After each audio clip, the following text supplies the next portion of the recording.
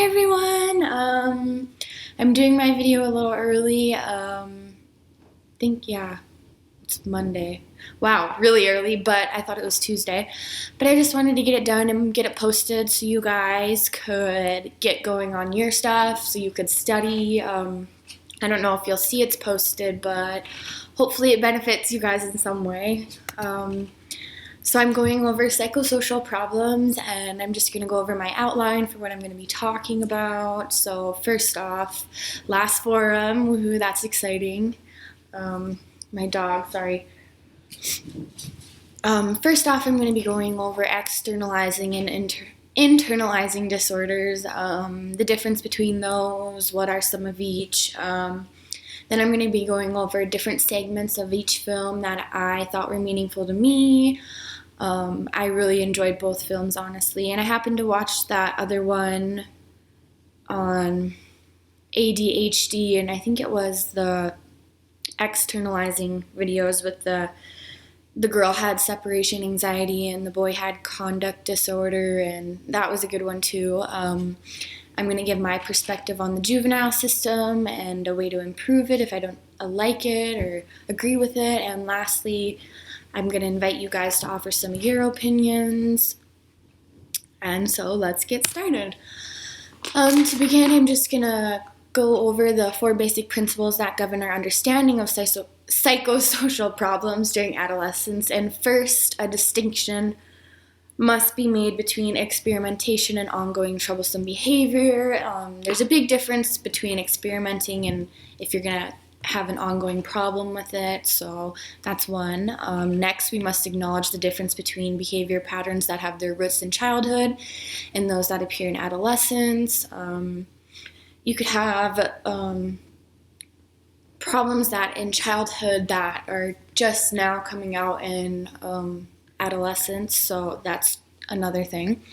Third, it should be understood that most of the problems of adolescence are resolved by adulthood.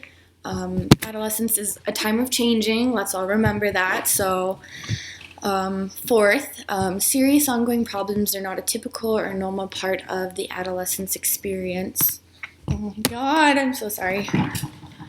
And so that's just like a basic outline of what we look at, and I'm going to get started with the 3 broad categories of psychosocial problems. The first is substance abuse, which is the misuse of legal and illegal drugs. Internalizing problems. These are problems turned inward that are emotional and cognitive in nature. And externalizing problems, which are problems turned outward that are behavioral in nature. And these can co-occur, like we talked about. You can have some problems with others, like the boy in one of the videos. He was depressed, but then they had ADHD, and depression also coincides with ADHD, so something like that. I'm going to start with internalizing, and I'm going to go over the definition. Internalizing behaviors are behaviors that result from negativity that is focused inward, like it's all inside. People with internalizing behaviors have difficulty coping with negative emotions or stressful situations, so they direct their feelings inside. An example of this, maybe a young girl may respond to being bullied by a peer by blaming herself or withdrawing from social activities because they occur on the inside, and internalizing behaviors are usually not visible to others. Internalizing problems can be depression, anxiety, psychosomatic symptoms. These involve both mind and body, stress. Depression is a big one, and this is when you're irritable for most of the days, for more than a lot of the days, for at least a year. Some effects of this are poor appetite, overeating, insomnia, hypersomnia, low energy, fatigue, low self-esteem, poor concentration, difficulty decision-making. You just have an overall feeling of hopelessness. And depression has low serotonin levels. If you have anxiety, which is another internalizing problem, this is high levels of I cannot pronounce that, norepinephrine. And OCD, which is serotonin levels again. Next is externalizing problems. Externalizing and internalizing behaviors both result from negative responses to stress. Unlike internalizing problems, externalizing are focused on the outside. So you're going to be actually showing what you are feeling. These include physical aggression, destruction of property, underage drinking, could be running away from home, conduct disorder, just lots of aggression, getting into trouble, juvenile situations, whereas in externalizing behaviors are easily observable by others, internalizing behaviors are not so much. For an example, you can easily spot when a student is being physically aggressive towards another, externalizing, but we cannot hear the negative self-talk that may be going on through someone's head. What that person is thinking, that would be internalizing. So internalizing problems are more common among females, while externalizing problems are more common among males.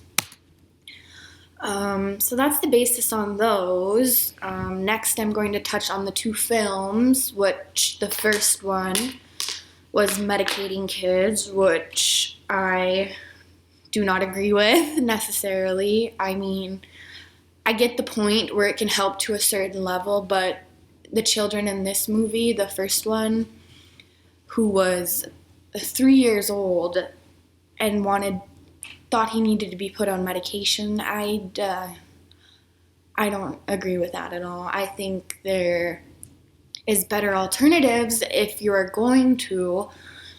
For instance, herbal medicine, I am a big believer in that. I don't know how you guys feel on that, but I don't like the pharmaceutical companies. It's a billion-dollar industry.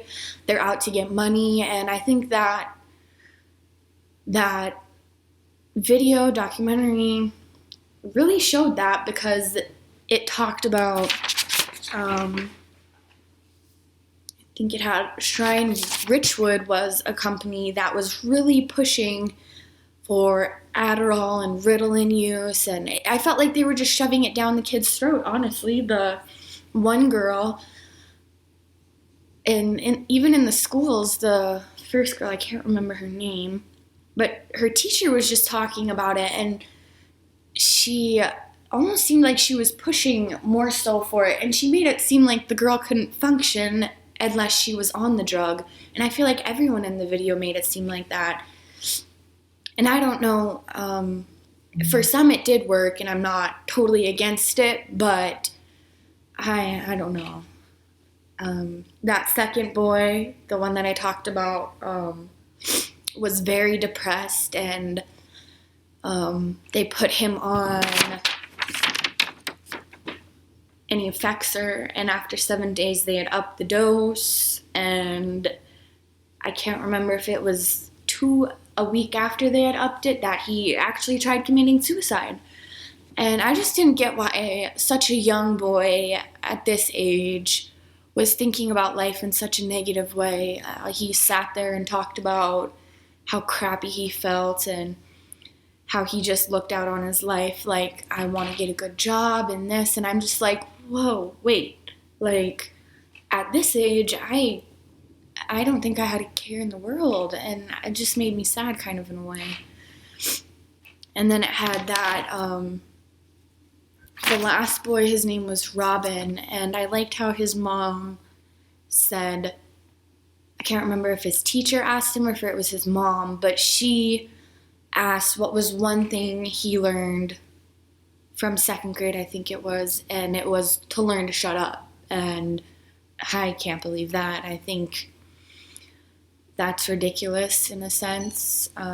Kids are hyper by nature. I may have ADHD, like I'm so fidgety. I can't stand without moving. Like, I don't know. I just think, like, some people in that movie were talking about, why is it such a big thing now when it wasn't later? And I think it's all plays a part in what you eat and how you grow up, and that's a whole nother topic, but I just think all the food we eat nowadays is horrendous for our body and mind, and what you eat is what you are, so I don't know. That's a different topic that I don't want to get into, but the second video, life, kids getting life, was, I don't know, it's kind of crazy. I had seen shows like this before, and I think it was called When Kids Snap, and it reminded me of one where the kid, I think his parents took away his video games, and he killed them, and I don't know, that's crazy to me. I don't get how that is, but you just wonder what else is going on inside. What would make them do this? And I really don't think it's justice when you put a child, an adolescent, in jail for a life term. Like, what? It just kind of makes me mad. And especially some of those guys in the movie. Like, they even talked about how, oh, I am definitely not the same person. And they looked back and were like, I regret all that stuff and what I did. And that's because adolescence is a changing time. I just don't get how you can look at it like they are an adult and try them like that. And the one kid, his mom was sexually abusing him, and the first kid, their stepfather was. So I feel like they were the victims in the real discussion. I just, yeah. And then I liked how it talked about Columbine. Probably one of my favorite books ever. I just like it because the guy who does it, Dave Cullens, he watches their, they put up YouTube videos, Dylan and Eric, and he just really dug deep into the psychological factor and why these boys did it. They both hurt so much inside. Dylan more so was the sensitive, Eric was more enraged. I've probably read that book 3 times, but it's so good, and I think this movie really sheds light on that. You need to look at why they are doing it, why they did it, and not what they did, I think. So now I'm going to talk about the juvenile system. I really enjoyed both movies, but I liked the Life on Kids one a lot. And I especially liked the people who were kind of testifying against why they should not get life in prison. And the one guy said they forget the identity of children, and he's talking about how the people see them as not children and as murderers. And that one boy who was getting physically, emotionally, and sexually abused by his mother and stepfather said when they took him into custody and he was sitting there, all he was worried about was the weed in his bedroom. And he asked his brother, oh, can you tell school that I'm not going to be there and get an absentee slip? He said he had no concept of what he had just done. He was more worried about that than the fact that he had just killed 2 people. And I guess all the boys in that film, to me, seemed in their right mind. I don't think they were serial killers. Nothing was wrong with them. And like I said, you need to take a look at what they did. I mean, not what they did, but why they did it. And I don't think anybody really did. It didn't seem like either one addressed the abuse that any of the kids had received at home. That one boy, his mom was basically sexually assaulting him, molesting him, I would say. Same with the stepfather, and they were just looked at as criminals. I don't know. I feel like they had snapped in a way. And I just wish someone would have reached out maybe in a way to them. Like the brother said, he had reached out to social services and he had done nothing. And I think we forget that they are kids and they should be given a second chance. And I'm not saying that any of the boys in the film weren't guilty, because they all were, but I don't think they should have been given the punishments they had. Life. I liked how the one attorney talked about the boy who had accidentally shot the boy when he was buying a gun, and she was just going over because this, I think it was robbery, and because this is how many years he got for that, this and that, and she just explained how many years, and she said he should have gotten 2 to 15 years, but because of something else, I can't remember the law, he got life in prison. And she said that's the facts, and there's no opinions, and even she said that's a very harsh punishment, which I completely agree with. I don't know, that's my thoughts on those two movies. I could watch documentaries about both of those topics all day, every day, because they are just so greatly interesting to me, and I don't know. I hope you guys enjoyed them as much as I did. But lastly, I just want you guys to kind of elaborate on the videos. How did they make you feel?